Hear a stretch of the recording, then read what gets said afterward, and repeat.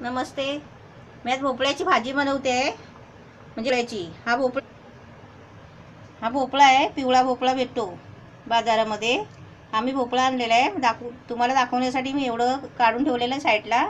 आणि त्याची मी अशी बारीक फोडं करून घेतलेली आहे. आणि टोमॅटो आहे, हे कढीपत्ता फोडणीसाठी आहे.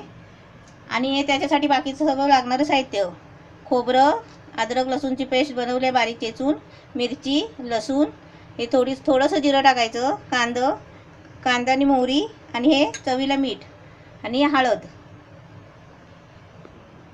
हे तेल आहे. आता मी गॅस पेटवते.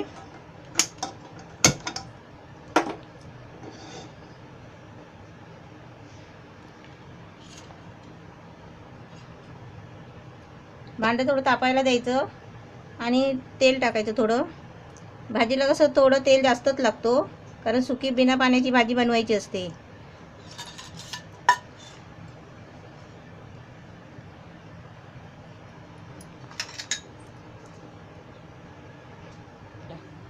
तेल तापलं आहे. आता मी त्याच्यामध्ये हे सर्व जे साहित्य घेतलं आहे ना, ते पहिलं टाकते.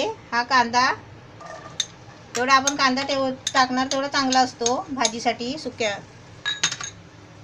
कांदा जरा फिरवून घ्यायचा. तेलामध्ये कांदा टाकला ना की असं जरा हलवून घ्यायचा, म्हणजे थोडं त्याच्यातलं ते पाणी सुकलं पाहिजे कांद्याचं, कारण ते आपल्याला गोडी भाजी बनवायची आहे भोपळ्याची.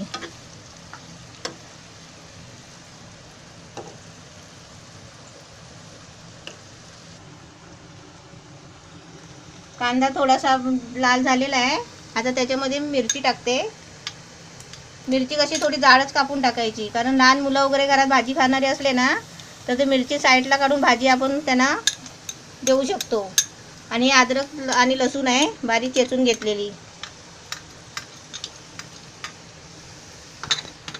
आपण जसं एक एक वस्तू टाकू ना तसं ते थोडं थोडं फिरवायचं, कारण ते भाजलं पाहिजे.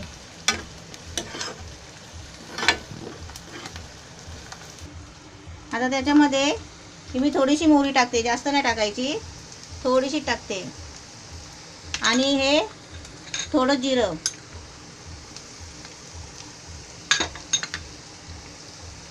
हळद टाकणार आहे पण नंतर.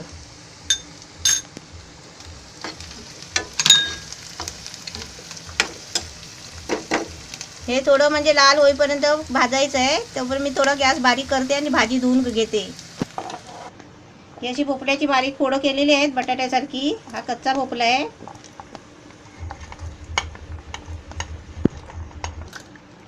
ही फोडं केलेली आहेत ना भोपळ्याची, ही धुवून घ्यायची. आता मी त्याच्या कढईमध्ये ही भाजी टाकते.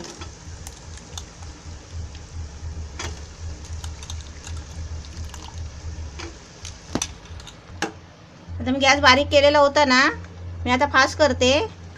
तो बारीक का करून ठेवला, कारण भाजी धुवेपर्यंत कांदा काला पडेल ना. बाकीचं साहित्य जे टाकलेलं आहे ना ते जास्त भाजून जाईल, त्याच्यासाठी मी गॅस बारीक केला. आता मी भाजी टाकलेली आहे. आता मी ते सारखं करते सगळं, कारण याला शिजायला खूप टाईम लागतो आणि वाफेवर शिजवायची असते.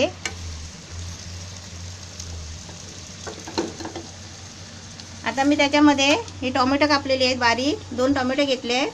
म्हणजे टोमॅटो टाकली ना की भाजी जरा छान दिसते पण, आणि खायला पण चांगली.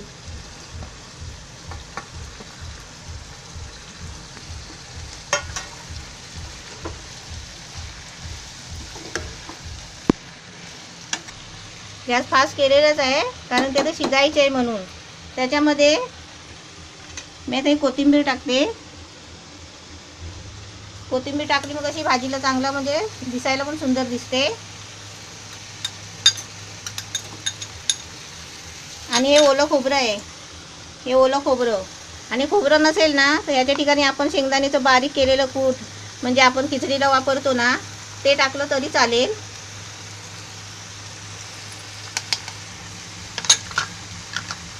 हे कसं परत हलवायचं टाकून झाल्यावर.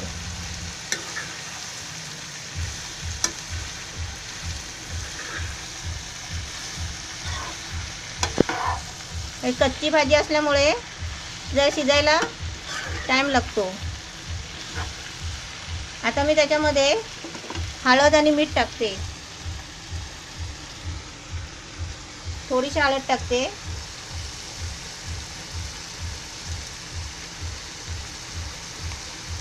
आणि आता मीठ टाकते. मीठ कसं थोडं टाकायचं चवीपुरतं.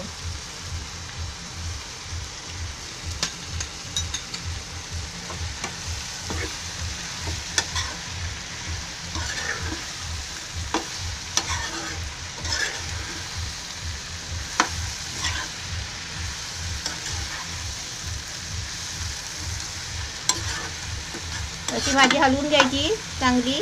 आणि मिक्स पण झालेली आहे चांगली. आता मी त्याच्यामध्ये थोडंसं पाण्याचा हात मारते, कारण ती कच्ची भाजी आहे ना, त्याच्यासाठी थोडंसं पाणी बघा, असं थोडं पाणी टाकायचं. पण जास्त पाणी टाकलं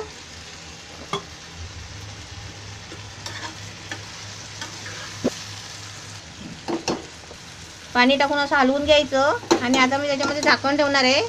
म्हणजे तर समजा अर्धा तास किंवा 10-15 मिनिटांनी, म्हणजे थोडं टायमाने हलवून बघायचं शिजले का.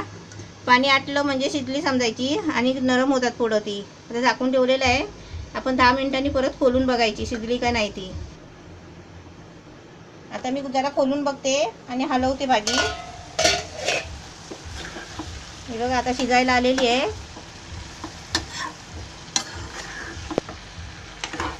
आता वाफेवर शिजवायची आहे म्हणून मी आता थोडा गॅस बारीक करून ठेवते. म्हणजे 2-3 मिनटं लागतील. बारीक गॅस करते.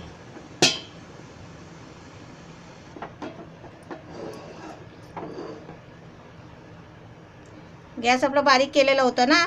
आता शिजली काय बघते जरा खोलून. आणि शिजेपर्यंत आपण ते शिजवतच राहायची. हे बघा अजून शिजली नाही. फोडं कशी कच्ची दिसतात आहे.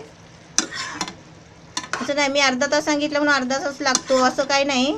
10 मिनिटात सुद्धा होते भाजी. पण अशी कशी शिजायला लागते चांगली. फोडं कशी नरम व्हायला पाहिजे बटाट्यासारखी. अजून थोडं शिजायला पाहिजे. अजून थोडासा गॅस फास्ट करते तर म्हणजे कसं लवकर होईल. असा कड यायला पाहिजे. हे पाणी आहे ना हे सगळं सुकलं पाहिजे. पाणी सुकलं की आपलं भाजी कशी चरचरीत तेलामध्ये तेल सुटणार त्या भाजीला.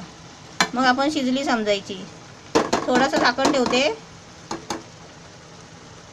म्हणजे आपण कसं झाकण खोलून हलवत फिरवत राहिलं ना की आपल्याला माहिती पडते की भाजी कितपर्यंत शिजली. ही भोपळ्याची भाजी.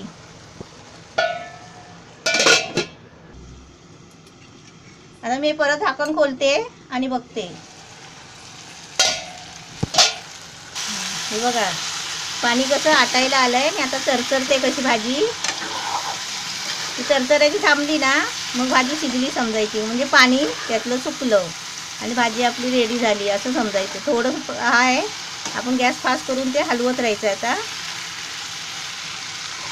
चपाती बरोबर भाकरी बरोबर कशाबरोबर खाऊ शकता तुम्ही. मला यांच्याकडे काय रोज रोज भाज्या, कारण मी व्हेज आहे ना त्याच्यासाठी आमच्याकडे रोजच भाज्या बनवतात.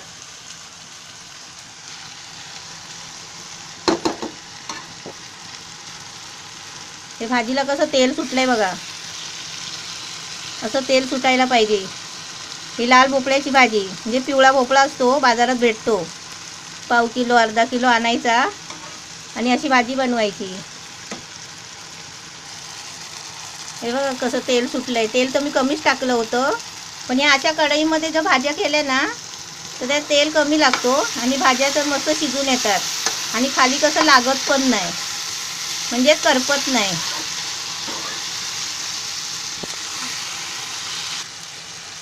भाजी मस्त झालेली आहे. आता मी थोडं झाकण ठेवते आणि गॅस बंद करते.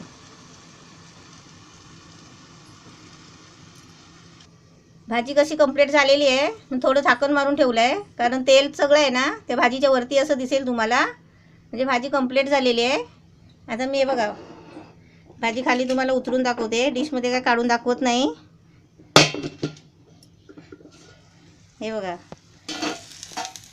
भाजी बघा किती मस्त झाली. भाजी रेडी झालेली आहे. आता तुम्ही कशी पण खाऊ शकता. चपाती बरोबर, भाकरी बरोबर, भाताबरोबर, टिफिनला सुद्धा नेऊ शकता. आणि लहान मुलांना चपाती बरोबर देऊ शकता कारण ती भाजी जराशी गोड लागते. छान भाजी झालेली आहे. अशी तुम्ही पण बनवा. आणि मला सांगा कशी झाली ती.